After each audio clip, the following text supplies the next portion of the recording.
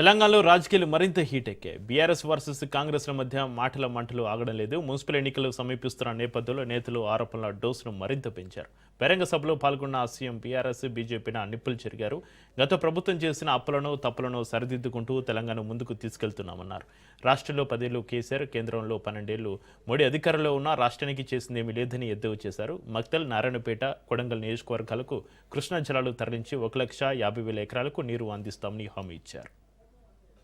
వేలాది మంది నిరుద్యోగులు ఆత్మ బలిదానాలు చేసుకున్నారు. కానీ ప్రభుత్వ నియామకాలు చేపట్టలేదు. కానీ మన ప్రభుత్వం వచ్చిన ఈ 2 ఏళ్లలో 70,000 ప్రభుత్వ ఉద్యోగ నియామకాలు చేపట్టి నిరుద్యోగ సమస్యను పరిష్కరించే ప్రయత్నం చేసినాం. 15 ఏళ్ల తర్వాత గ్రూప్ 1 పరీక్షలు నిర్వహించి ఫలితాలు ఇస్తే లిటిగేషన్లు పెట్టి కోర్టుల్లో పిటిషన్ వేసి అడ్డుకునే ప్రయత్నం చేస్తే కోర్టులో బలమైన వాదన వినిపిస్తే నిన్నగాక మొన్న హైకోర్టు కేసీఆర్ ను చెంప చెల్లు అనిపించింది. మీరు అబద్ధాలు చెప్తున్నారు, తప్పుడు మాటలు తీసుకొచ్చి తప్పుడు పిటిషన్లు వేసిర్రు, ఇంకోసారి కోర్టుకు వస్తే పళ్ళు రాలుతాయని చెప్పి కోర్టు మెడల్ పట్టి బయటికి దొబ్బింది. 23, 24 ఏళ్ల వయసు పిల్లగాడు పోటీ పరీక్షలకు మొదలు పెడితే 15 ఏళ్ళు అంటే 35 ఏళ్ళు వచ్చినాయి. వాడికి పెళ్ళేం కావాలి, వాడికి పిల్లనే వడియాలి.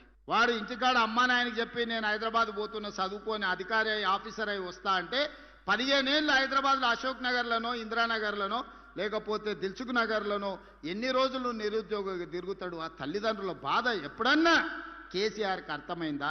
ఆయన బిడ్డను నిజామాబాద్ పార్లమెంట్లో ఓడగొడితే 6 నెలలు తిరిగే లోపలనే ఎమ్మెల్సీ ఇచ్చిండు. అల్లుని మంత్రి చేసుకుని, కొడుకుని మంత్రి చేసుకుని, సడ్డకుని కొడుకు రాజ్యసభ ఇచ్చాడు.